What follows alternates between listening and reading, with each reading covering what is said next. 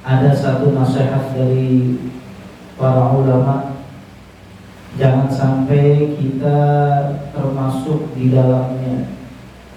Karena kata para ulama, ada satu dosa di awal Ramadan yang ada hamba Allah umat Nabi, justru orang-orang dapat pahala, dia dapat dosa. Apa itu? Yaitu bahasa Betawinya ngedumel, ngegerutu ketika masuk bulan Ramadan.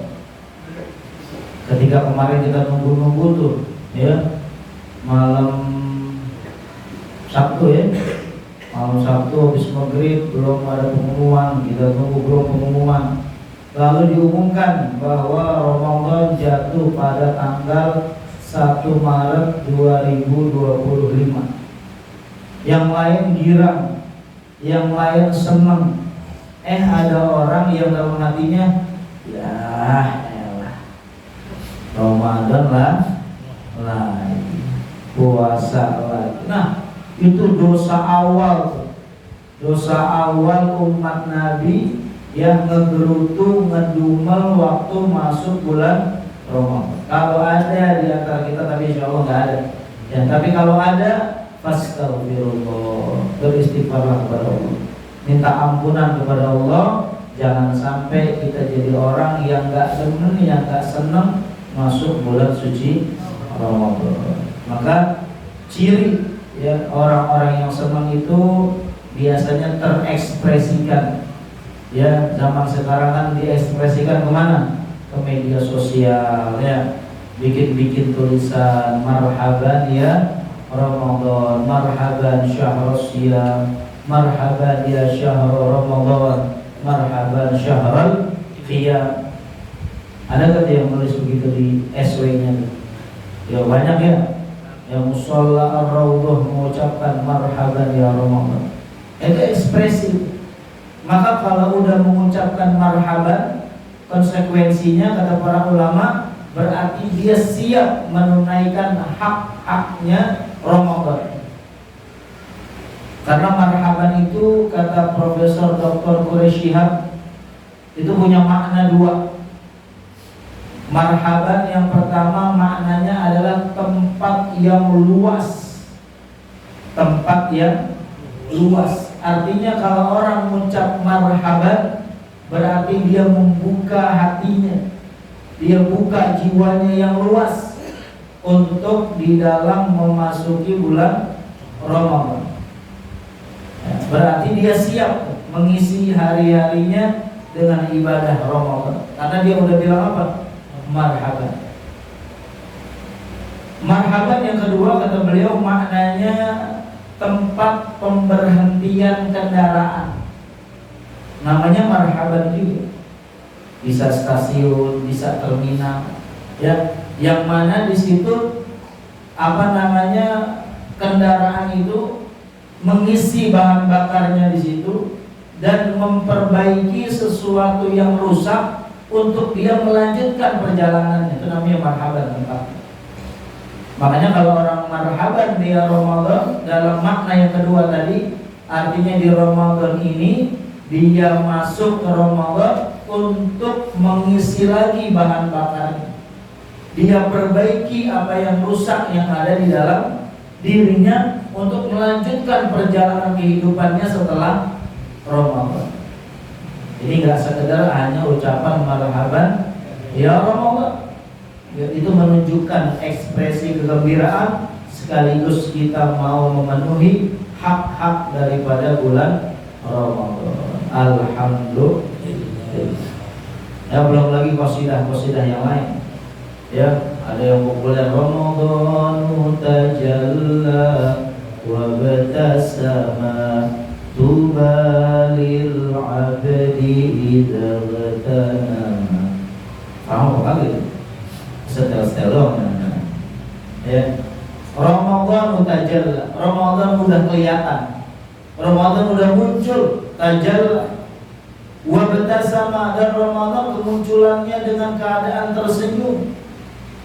Tuba, maka beruntunglah lil abdi, bagi seorang hamba, idza ghutanama, apabila dia menjadi hamba yang memanfaatkan momentum Ramadan. Begitu artinya. Terus sekali lagi jadi paham gitu ya. Ya. Ramadhanu zamanul hasanati. Ramadan ini waktu-waktunya banyak mengumpulkan amal baik dan seterusnya.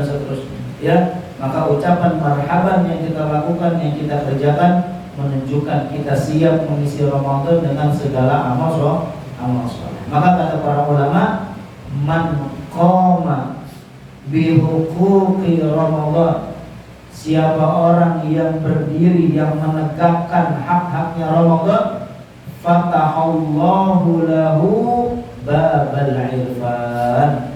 Allah buka buat itu orang babal irfan, pintu ma'rifah, sehingga dia mengenal Allah, semakin yakin kepada Allah Subhanahu wa ta'ala. Mudah-mudahan kita bisa isi Ramadan dengan sebaik-baiknya insyaallah. Amin ya rabbal alamin. Para jamaah hadirin hadirat yang kami hormati, di awal-awal Ramadan juga para ulama mengajarkan kita untuk kita memperbanyak niat-niat sholihah, niat-niat yang baik.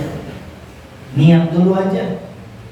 Kalau niat aja nggak mau, bagaimana ngerjain ya? Gampangan niat apa gampang ngerjain? Ya gampangan niat lah. Saya niat ntar nih subuh, menjelang subuh habis sahur saya mau sholat tahajud 20 rakaat lagi. Niat doang gampang nggak? Gampang. Kok realisasinya mau tidur lagi juga. Ya, namanya niat. Maka niat dulu yang banyak. Kata para ulama, awal Ramadan niat yang banyak. Ya Rob, di Ramadan ini saya niat pengen apa? Enggak ada hari yang lewat kecuali saya baca Al-Quran. Ya Rob, di Ramadan ini saya mau niat enggak ada lewat Ramadan kecuali saya sholat 5 waktu. Ya Rob, saya niat di Ramadan ini enggak ada yang lewat kecuali saya sedekah walaupun sedikit. Ya Allah, saya niat di Ramadan ini ya tidak ada yang lewat di Ramadan kecuali saya nanti mau khatam Al-Quran. Niat aja banyak dulu di awal Ramadan untuk menstimulasi diri kita. Nanti baru satu persatu niat yang kita bacakan, niat yang kita inginkan kita kerjakan. Andai kata ya nggak semua niat kita bisa mengerjakan, minimal kita dapat pahala niat untuk berbuat amal soleh. Kan enaknya jadi umat Nabi begitu. Ya, kita belajar kemarin kitab Al-Arba'in An-Nawawiyah. Dijelasin di situ tuh keberuntungan umat Nabi. Niat berbuat baik dapat pahala 1. Niat baiknya jadi dikerjakan, dilipat gandakan minimal 10. Niat berbuat jahat enggak langsung ditulis sama Allah. Perbuatan jahatnya jadi dikerjakan, cuma dikasih 1 dosa. Udah niat jahat lalu dia nggak jadi ngerjain, nggak jadinya itu dapat pahala dari Allah Subhanahu. Enak apa enggak? Enak. Makanya banyakin niat-niat yang baik di awal Ramadan ini, insya Allah sambil pelan-pelan kita kerjakan niat-niat tersebut, insya Allah. Itu yang pertama. Yang kedua, di awal Ramadan juga ya kita diingatkan ya oleh para ulama agar tidak melewatkan momen-momen waktu-waktu ya yang menjadi tempat mustajabnya doa kita. Ya. Karena ada doa-doa di Ramadan dan di luar Ramadan yang memang tempat-tempat itu Allah kasih ada. Di antaranya bainal adzan wal iqamah, antara adzan dan qomat. Di luar Ramadan ada. Ya, kemudian juga di sepertiga malam ada, luar Ramadan ada. Tapi ada satu tempat yang hanya ada di Ramadan aja. Di luar Ramadan nggak ada, dan itu tempat lagi kita enak-enaknya. Pas apa tuh? Pas buka puasa. Pas buka puasa lagi enak apa enggak? Enak. Sampai ada yang nanya, ya azan zuhur WA keluarganya. Itu azan zuhur apa azan maghrib? Zuhur, kok sama? Ya, maghrib itu waktu lagi kita tunggu-tunggu, lagi enak. Maka lagi enak itu kata Allah, ya, lis-shaimi 'inda fitrihi la da'watun la turad. Orang yang puasa saat dia berbuka ada satu doa jatah buat dia yang kalau dia berdoa la turad, enggak ditolak sama Allah. Maka azan maghrib berkumandang, batalin dulu. Ya, mau makan korma makan, mau minum air putih minum, mau minum es teh minum. Habis itu doa sebentar. Ya, lalu lanjut tidak. Kolaknya makan, kardus-kardusnya makan, nggak apa-apa dah. Yang penting apa? Jangan lewatin momentum tuh mustajab doa waktu kita berbuka. Karena habis beres Ramadan nggak ada lagi. Ada lagi nggak? Nggak ada. Syawal hilang udah itu kesempatan. Ya, itu hanya ada diberikan oleh Allah pada bulan Ramadan. Itu yang pertama. Kemudian jangan juga kita di Ramadan ini melewatkan amalan sholat sunnah yang keutamaannya sudah jelas. Yang keutamaannya itu